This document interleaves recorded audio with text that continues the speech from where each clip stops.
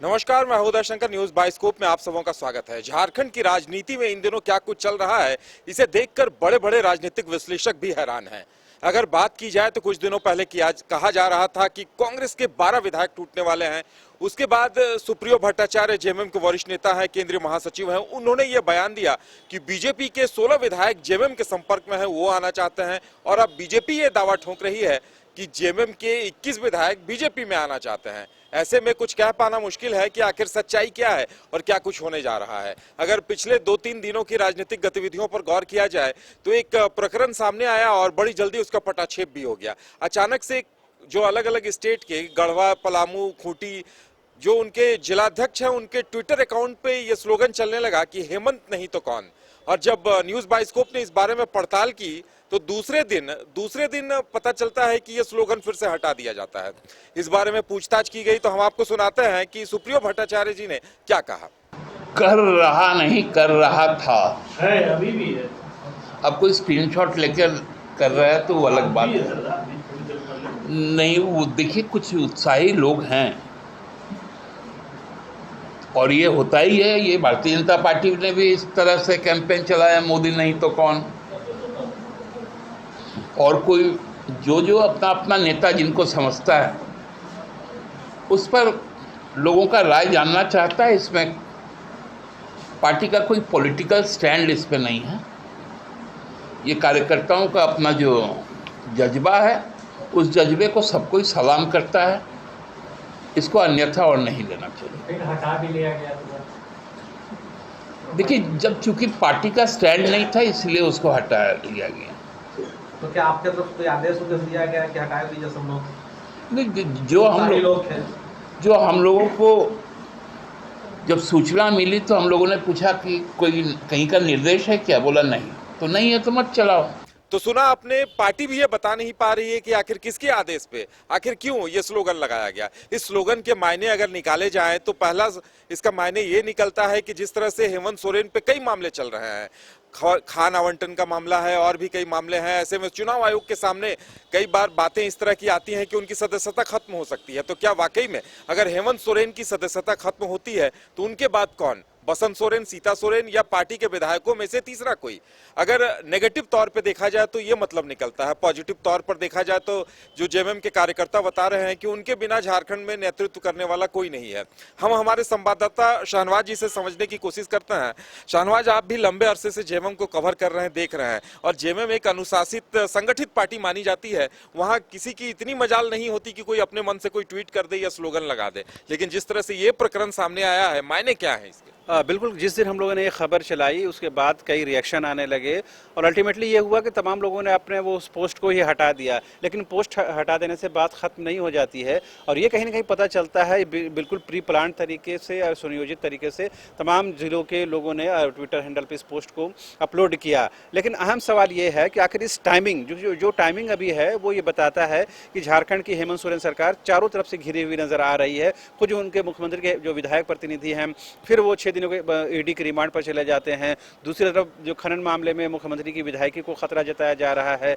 ये खबरें अभी सरयू राय ने थोड़ी देर पहले ट्वीट की और ये बताया है कि जो मुख्यमंत्री के प्रेस सलाहकार हैं अभिषेक, उनको कहीं ना कहीं ईडी बुलाना चाहती है, क्योंकि जो इनपुट्स पंकज मिश्रा से मिले हैं वो उनकी जद में आ सकता है। तो ये टाइमिंग ये बताता है कि सरकार खास करके हेमंत सोरेन घिरे हुए नजर आ रहे हैं। लिहाजा कहीं ना कहीं पार्टी के अंदर से और ये आवाज़ बुलंद करने की कोशिश की जा रही है और ये परसेप्शन तय करने की कोशिश की जा रही है कि झारखंड में हेमंत सोरेन के अलावा कोई दूसरा लीडर नहीं है, न सिर्फ पार्टी के अंदर बल्कि पार्टी के बाहर भी। तो यही एक कोशिश है, लेकिन इस कोशिश में बहुत ज़्यादा पार्टी को सफलता मिलती नजर नहीं आ रही है। जी बिल्कुल शाहनवाज जी, एक और बात सामने आई है, हम अपने दर्शकों को बता दें कि पंकज मिश्रा को ईडी ने फिर 6 दिनों की रिमांड पे ले लिया है। पहले दिन जब उन्हें रिमांड पर लिया गया था तो काफी हताश और निराश नजर आए थे, लेकिन अब बताया जा रहा है कि उन्होंने अपना मुंह खोल दिया है। कई ऐसे बड़े बड़े क्लू दिए हैं कि उसके आधार पर साहिबगंज की टीम, ईडी की टीम फिर साहिबगंज जाकर छापा मार रही है। डीएमओ दफ्तर, खनन डीएफओ के दफ्तर में खंगाले जा रहे हैं, जिसके इनपुट्स पंकज मिश्रा ने दिए हैं। और आज पंकज मिश्रा काफी रिलैक्स दिखे। बिल्कुल। अब जैसे आज से पहले जब भी आप पंकज मिश्रा से बात करेंगे तो वो आपको ये बताने की कोशिश करेंगे कि उससे ज़्यादा कॉन्फिडेंट से भरपूर और लबरेज आदमी कोई नहीं है। लेकिन फर्स्ट डे जिस तरह से वो विक्ट्री साइन दिखाते हुए ईडी दफ्तर के अंदर जाते हैं और उस शाम जिस तरह सर को झुकाते हुए ईडी दफ्तर से बाहर आते हैं, और आज जब दोबारा 6 दिनों के रिमांड पर फिर से ईडी के पास भेजा जाता है पंकज मिश्रा को, आप बॉडी लैंग्वेज देखिए, शब्दों को आप छोड़ दीजिए और उनके गेस्चर को आप छोड़ दीजिए, उनका बॉडी लैंग्वेज, उनका चेहरा, उनका एक्सप्रेशन ये बताता है कि वो अंदर से कहीं ना कहीं टूटते हुए जा रहे हैं। और जाहिर सी बात है, जब ईडी पूछताछ करती है तो कहीं कोई कंक्रीट आधार होता है, कोई इनपुट्स होते हैं, उसी के बुनियाद पर काम होता है। और आपको याद रखना चाहिए कि डीएमओ ने जिस तरह से इनपुट दिया था उसके बाद कई लोगों से पूछताछ हुई थी, जिसमें प्रेम प्रकाश का भी नाम सामने आया था। अब पंकज मिश्रा से जब पूछताछ हुई है तो कई डीएफओ के नाम सामने आ रहे हैं, जिसके बाद फिर से साहेबगंज पर एक बार दबिश डाली गई है। तो ये कहीं ना कहीं बताता है कि ऐसे इनपुट, ऐसी जानकारी पंकज मिश्रा के पास है जो कहीं ना कहीं फायदे का सौदा ईडी को सामने लग रहा है। यही वजह है लगातार ईडी उससे पूछताछ कर रही है और आज 6 दिन को रिमांड पर लेकर के ये बताने की कोशिश कर रही है कि अभी पूछताछ बाकी है, अभी और इनपुट्स आने बाकी हैं। लेकिन पंकज मिश्रा हंसकर मुस्कुराते हुए बताने की कोशिश कर रहे हैं कि उन पर इन चीज़ों का असर नहीं है। लेकिन जो चीज़ें दिख रही हैं, जो कैमरा हमारा, जो स्क्रीन हमारा दिख रहा है, वो ये बताता है कि पंकज मिश्रा ने कहीं ना कहीं ईडी को अपने यूं कहे कि सरेंडर करते हुए नजर आ रहा है। बिल्कुल, और इस सरकार में पंकज मिश्रा की हैसियत क्या थी किसी से छुपी हुई नहीं है। और संथाल में जो जेएमएम का वर्चस्व है, उसके एक बड़े सिपहसालार, बड़े सेनापति माने जाते थे, फंड रेजर माने जाते थे, और चुनाव पूरी तरह से उनके नियंत्रण में होता था। तो जेएमएम के लिए यह झटका है। और आज अगर रिलैक्स बॉडी लैंग्वेज को देखा जाए तो अगर वो सरकारी गवाह बन जाते हैं तो फिर मुसीबत पार्टी की और बढ़ सकती है। बिल्कुल, ये कहीं ना देखिए, पंकज मिश्रा न सिर्फ रेवेन्यू के पॉइंट ऑफ व्यू से बल्कि पार्टी में एक बहुत बड़ा उनकी शिनाख्त और पहचान थी।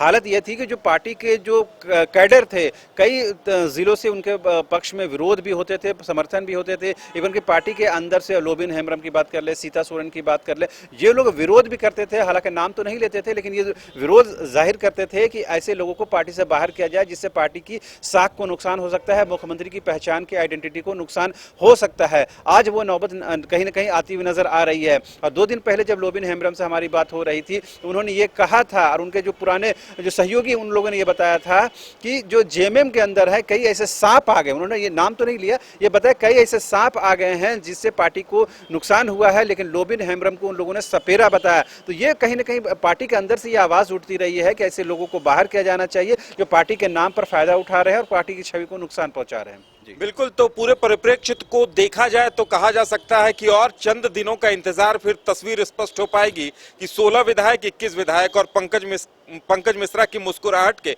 मायने क्या हैं। इसके लिए हमें भी इंतजार करना होगा और लगता है दर्शकों को भी इंतजार करना पड़ेगा। फिलहाल इतना ही हमारे साथ, और आप देखते रहिए न्यूज़ बाइस्कोप।